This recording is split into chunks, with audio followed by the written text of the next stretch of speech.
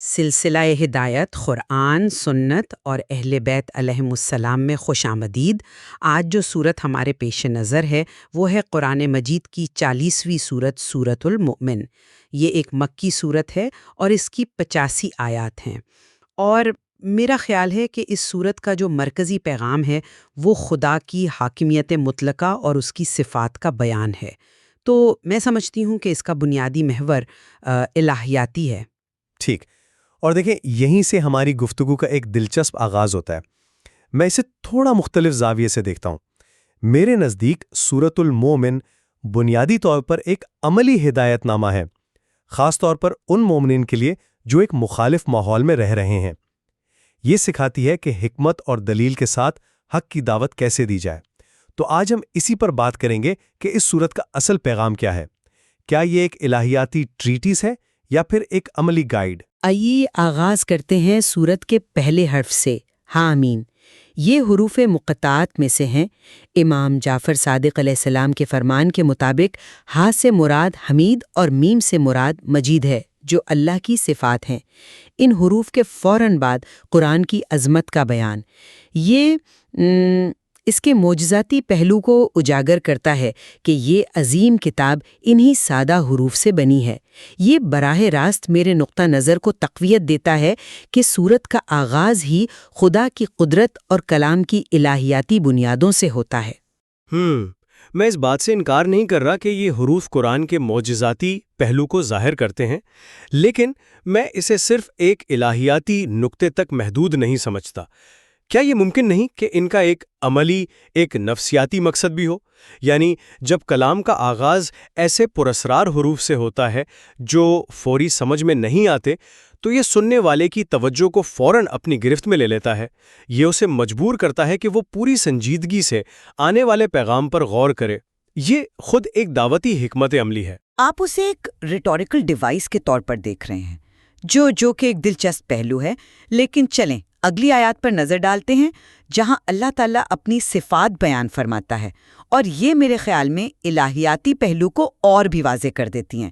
آیت ہے غافر الذنب وقابل التوب شدید العقاب ذی طول لا الہ الا ہو الیہ المصیر۔ جو گناہوں کو بخشنے والا، توبہ قبول کرنے والا، سخت عذاب دینے والا اور بہت زیادہ نعمتوں کا مالک ہے، اس کے سوا کوئی اور معبود نہیں ہے، اور تم سب کی بازگشت اسی کی طرف ہے۔ یہاں رحمت اور غضب، امید اور خوف کا جو توازن ہے وہ خدا کی ذات کی جامعیت کو بیان کرتا ہے۔ یہ ایک بنیادی عقیدے کی وضاحت ہے، بالکل، لیکن میں اس توازن کو ایک اور طرح سے دیکھتا ہوں۔ یہ صرف اللہ کے ذات کا تعارف نہیں، بلکہ یہ ایک داعی یعنی دعوت دینے والے کے لیے ایک مکمل ٹول کٹ ہے۔ جب مومن آل فرعون اپنی قوم سے بات کرتا ہے تو وہ بالکل یہی دو پہلو استعمال کرتا ہے۔ وہ انہیں اللہ کے عذاب سے ڈراتا ہے یعنی شدید العقاب، اور ساتھ ہی نجات کی امید بھی دلاتا ہے یعنی غافر الذنب۔ تو کیا یہ آیات صرف خدا کی صفات بیان کر رہی ہیں، یا یہ مومن کو سکھا رہی ہیں کہ ایک مؤثر دعوت کے لیے امید اور خوف کے ان دو ستونوں کو کیسے استعمال کیا جائے؟ میرے نزدیک یہ عملی رہنمائی ہے۔ لیکن دعوت کا مواد تو الہیاتی سچائیوں پر ہی مبنی ہوگا، ہے نا؟ اگر خدا کی صفات کا علم ہی نہ ہو تو دعوت کس چیز کی دی جائے گی؟ اسی لیے بنیادی نقطہ الہیاتی ہی ہے۔ یہ اگلی آیات میں اور بھی واضح ہوتا ہے جہاں باطل مجادلے کی مذمت کی گئی ہے۔ ما یجادل فی آیات اللہ الا الذین کفروا۔ صرف وہی لوگ ہماری آیات کے بارے میں مجادلہ کرتے ہیں جو کافر ہو چکے ہیں۔ یہاں مجادلہ سے مراد وہ بحث ہے جو حق کو رد کرنے کے لیے تعصب اور ہٹ دھرمی کی بنیاد پر کی جائے۔ قرآن مجادلہ حق کا بھی حکم دیتا ہے۔ یہ آیت کفر کی نفسیات کو بیان کرتی ہے کہ وہ دلیل کو نہیں بلکہ صرف انکار کو اہمیت دیتے ہیں۔ یہ ایک الہیاتی تشخیص ہے۔ میں اس تشخیص سے متفق ہوں، لیکن میں سمجھتا ہوں کہ اس آیت کا اصل زور اس کے عملی اطلاق پر ہے۔ یہ صرف کافروں کی نفسیات کا بیان نہیں، بلکہ یہ مومنین کے لیے بھی ایک انتباہ ہے۔ یہ ہمیں سکھا رہی ہے کہ بحث اور مکالمے میں وہ کون سی حد ہے جہاں ایک صحت مند مکالمہ مجادلہ باطل میں تبدیل ہو جاتا ہے۔ آج کے دور میں تو یہ بہت اہم ہے، جہاں ہر بحث غلبہ پانے کی جنگ بن چکی ہے۔ یہ آیت یاد دلاتی ہے کہ اگر نیت حق کی تلاش کے بجائے صرف اپنی انا کی تسکین بن جائے تو مومن بھی اس مذموم جدال میں پڑ سکتا ہے۔ آپ اس میں مومن کے لیے سبق تلاش کر رہے ہیں، جبکہ آیت کا سیاق و سباق تو واضح طور پر گزشتہ اقوام جیسے قوم نوح، عاد اور سمود کے کافروں کی بات کر رہا ہے، جنہوں نے اپنے انبیاء کے خلاف باطل مجادلہ کیا اور تباہ ہوئے۔ وَجَادَلُوا بِالْبَاطِلِ لِيُدْحِضُوا بِهِ الْحَقَّ فَأَخَذْتُهُمْ فَكَيْفَ كَانَ عِقَابِي، اور انہوں نے حق کو مٹانے کے لیے باطل مجادلہ کیا، لیکن میں نے انہیں پکڑ لیا، بس دیکھو کہ میرا عذاب کیسا تھا۔ یہ تاریخ سے ایک الہیاتی اصول اخذ کیا جا رہا ہے کہ اللہ کی آیات کے خلاف ہٹ دھرمی کا انجام ہمیشہ تباہی ہوتا ہے۔ جی، اور میں یہی کہہ رہا ہوں کہ یہ تاریخی مثالیں مومن آل فرعون کے لیے وہ دلائل بنتی ہیں جو وہ اپنی قوم کے سامنے پیش کرتا ہے۔ وہ اپنی تقریر میں کہتا ہے، اے میری قوم، مجھے تم پر گزشتہ اقوام جیسے دن کا خوف ہے، جیسے قوم نوح، عاد اور سمود۔ تو گویا قرآن پہلے وہ دلائل فراہم کر رہا ہے جو ایک دائی کو اپنے مکالمے میں استعمال کرنے ہیں۔ یہ الہیاتی اصولوں کا عملی اطلاق ہے جو میرے خیال میں سورت کا مرکزی نقطہ ہے۔ اچھا، چلیں اس نقطے کو ذہن میں رکھتے ہوئے آگے بڑھتے ہیں۔ آیات 7 اور 8 میں عرش اٹھانے والے فرشتوں کی دعا کا ذکر ہے جو وہ مومنین کے لیے کرتے ہیں۔ جو فرشتے عرش کو اٹھائے ہوئے ہیں وہ مومنین کے لیے استغفار کرتے ہیں، پروردگارا، پس ان لوگوں کو بخش دے جنہوں نے توبہ کی اور تیرے راستے کی پیروی کی، اور انہیں جہنم کے عذاب سے بچا۔ یہ کائنات کے الہیاتی نظام کی ایک جھلک ہے جہاں سب سے مقرب مخلوق بھی ایمان والوں کی حمایت میں کھڑی ہے۔ یہ مومن کے بلند مقام اور اللہ کے منصوبے میں اس کی اہمیت کو ظاہر کرتا ہے۔ میں اس کے الہیاتی پہلو کو تسلیم کرتا ہوں، لیکن اس کا نفسیاتی اور عملی اثر کہیں زیادہ گہرا ہے۔ آپ تصور کریں ایک مومن کا جو مکہ میں مظالم سہ رہا ہے، یا مومن آل فرعون کا جو فرعون کے دربار میں تنہا کھڑا ہے۔ جب اسے یہ بتایا جاتا ہے کہ وہ اکیلا نہیں بلکہ کائنات کی سب سے طاقتور ہستیاں اس کے لیے دعاگو ہیں، تو یہ اس کے اندر کتنی ہمت اور استقامت پیدا کرتا ہوگا۔ یہ صرف ایک عقیدے کی بات نہیں، یہ شدید دباؤ کے حالات میں ثابت قدم رہنے کے لیے ایک روحانی سہارا ہے۔ یہ ایک عملی نسخہ ہے مایوسی سے بچنے کا۔ یہ ایک اچھا نقطہ ہے کہ الہیاتی سچائیوں کے عملی اثرات ہوتے ہیں، لیکن سچائی اپنی ذات میں مقدم ہے۔ اب جہاں مومنوں کے لیے رحمت ہے، وہیں کافروں کے انجام کا ذکر بھی ہے۔ آیات 10 سے 12 میں قیامت کا منظر ہے جہاں کافر اعتراف کریں گے، ربنا امتنا اثنتین واحییتنا اثنتین فاعترفنا بذنوبنا فہل الی خروج من سبیل۔ اے ہمارے رب، تو نے ہمیں 2 بار موت دی اور 2 بار زندگی بخشی، اب ہم نے اپنے گناہوں کا اعتراف کر لیا ہے، تو کیا یہاں سے نکلنے کا کوئی راستہ ہے؟ یہاں 2 موتیں اور 2 زندگیوں کا تصور عالم برزخ کے وجود پر ایک مضبوط الہیاتی دلیل ہے۔ پہلی موت دنیا میں، پھر برزخ کی زندگی، پھر برزخ کے خاتمے پر موت، اور پھر قیامت کی حتمی زندگی۔ یہ عالم غیب کے حقائق کا بیان ہے۔ اور یہ بیان کس کی زبانی ہو رہا ہے؟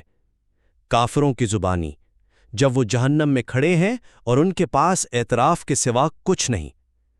یہ آیت صرف عالم برزخ کا عقیدہ نہیں سکھا رہی، بلکہ یہ ایک ڈراماتی منظر کشی کے ذریعے دنیا میں رہنے والوں کو خبردار کر رہی ہے۔ یہ وہی انتباہی حکمت عملی ہے جو اس صورت کا خاصہ ہے۔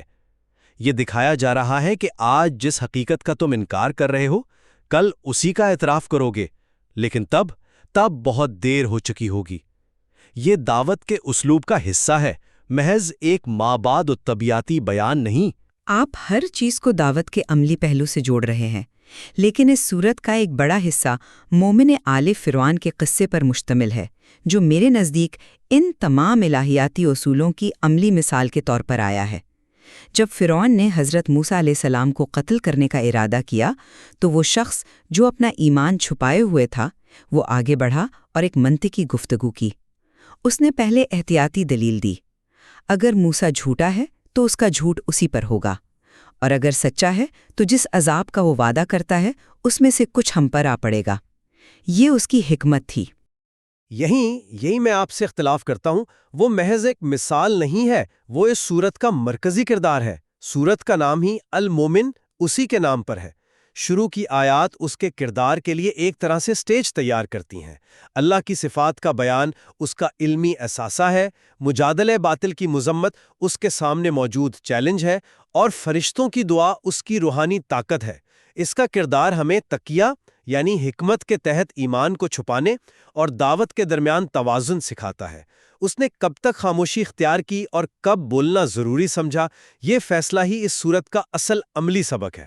لیکن اس کی گفتگو کا مواد تو خالصتاً الہیاتی تھا۔ اس نے تاریخی انتباہ دیا، اے میری قوم، مجھے تم پر گزشتہ اقوام جیسے دن کا خوف ہے۔ اس نے آخرت کی یاد دہانی کرائی، یہ دنیا کی زندگی تو بس چند روزہ ہے، اصل ٹھکانہ تو آخرت کا گھر ہے۔ اور آخر میں اس نے توحید کا اعلان کرتے ہوئے اپنا معاملہ اللہ کے سپرد کیا۔ یہ سب بنیادی عقائد ہیں جن پر وہ اپنی قوم کو قائل کرنے کی کوشش کر رہا تھا۔ اس کا طریقہ کار حکمت پر مبنی تھا، لیکن پیغام تو الہیاتی تھا۔ بالکل، لیکن پیغام اور اس کو پہنچانے کا طریقہ، یہ دونوں لازم و ملزوم ہے۔ یہ سورت ہمیں صرف یہ نہیں بتاتی کہ کیا کہنا ہے، بلکہ یہ سکھاتی ہے کہ کیسے کہنا ہے۔ اس نے براہ راست فرعون کو چیلنج نہیں کیا، بلکہ اپنی قوم کو اے میری قوم کہہ کر مخاطب کیا۔ اس نے سوالات اٹھائے، انہیں سوچنے پر مجبور کیا، اور دھمکی کے بجائے خیر خواہی کا انداز اپنایا۔ یہ سب دعوتی نفسیات کے گہرے اصول ہیں۔ اس کا کردار ہمیں سکھاتا ہے کہ حق کی حمایت کے لیے صرف جوش نہیں، بلکہ ہوش، حکمت اور ایک واضح حکمت عملی کی ضرورت ہوتی ہے۔ اور اس حکمت عملی کا نتیجہ بھی اللہ کے الہیاتی وعدے کے مطابق ہی نکلا۔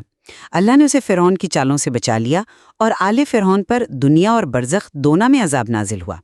یہ اس اصول کی تصدیق ہے جو سورت کے آخر میں بیان ہوا، فَاصْبِرْ إِنَّ وَعْدَ اللَّهِ حَقٌّ، پس صبر کرو، بے شک اللہ کا وعدہ سچا ہے۔ اللہ اپنے رسولوں اور ایمان والوں کی مدد دنیا اور آخرت دونوں میں کرتا ہے۔ یہ ایک اٹل الہیاتی قانون ہے کہ انجام کار فتح حق کی ہی ہوتی ہے۔ صحیح، لیکن یہاں میں مدد اور فتح کے تصور پر ایک مختلف نقطہ نظر پیش کرنا چاہوں گا۔ آیت کہتی ہے کہ اللہ اپنے رسولوں اور مومنین کی مدد کرتا ہے، لیکن کیا یہ مدد ہمیشہ دنیاوی غلبے کی صورت میں ہوتی ہے؟ تاریخ ہمیں بتاتی ہے کہ ایسا ہمیشہ نہیں ہوتا۔ میدان کربلا میں امام حسین علیہ السلام اور ان کے اصحاب کی شہادت ظاہری طور پر ایک شکست تھی، لیکن کیا وہ اللہ کی مدد سے محروم تھے؟ میرے نزدیک اس آیت میں مدد کا مطلب نظریے اور پیغام کی فتح ہے۔ امام حسین علیہ السلام نے شہید ہو کر اسلام کے پیغام کو ایک نئی زندگی بخشی۔ ان کی ظاہری شکست حق کی سب سے بڑی فتح ثابت ہوئی۔ یہ سورت مومن کو اس گہری حقیقت کے لیے تیار کر رہی ہے کہ کامیابی کا معیار مادی غلبہ نہیں، بلکہ مقصد کی بقا ہے۔ آپ کا نقطہ بہت گہرا ہے اور یہ کامیابی کے مفہوم کو وسیع کرتا ہے، لیکن اس کی بنیاد بھی اسی الہیاتی وعدے پر ہے کہ حتمی کامیابی اللہ کے ماننے والوں کے لیے ہے۔ اچھا، اب ہم اپنی گفتگو کو سمیٹتے ہیں۔ میرے نزدیک سورت مومن کا خلاصہ یہ ہے کہ یہ اللہ کی صفات، اس کے عدل و رحمت اور اس کے اٹل قوانین کو بیان کرتی ہے۔ اس میں حق اور باطل کے مقابلے کے اصول واضح کیے گئے ہیں، اور مومن آل فرعون کا کردار ان الہیاتی سچائیوں کی ایک بہترین مثال کے طور پر پیش کیا گیا ہے۔ اور میرے نزدیک سورت مومن ہمیں یہ یاد دلاتی ہے کہ ایمان صرف ایک عقیدے کا نام نہیں، بلکہ یہ دلیل، جرت، حکمت اور مشکل ترین حالات میں اللہ پر کامل بھروسے کا نام ہے۔ یہ سورت ایک کیس سٹڈی ہے جو ہمیں سکھاتی ہے کہ ایک مخالف معاشرے میں رہتے ہوئے حق کی آواز کیسے بلند کی جائے۔ یہ ہمیں بتاتی ہے کہ کب خاموش رہنا ہے اور کب بولنا ہے، اور جب بولنا ہے تو کیا اور کیسے بولنا ہے۔ اس سورت کی گہرائی اس کے عملی اسباق میں پوشیدہ ہے۔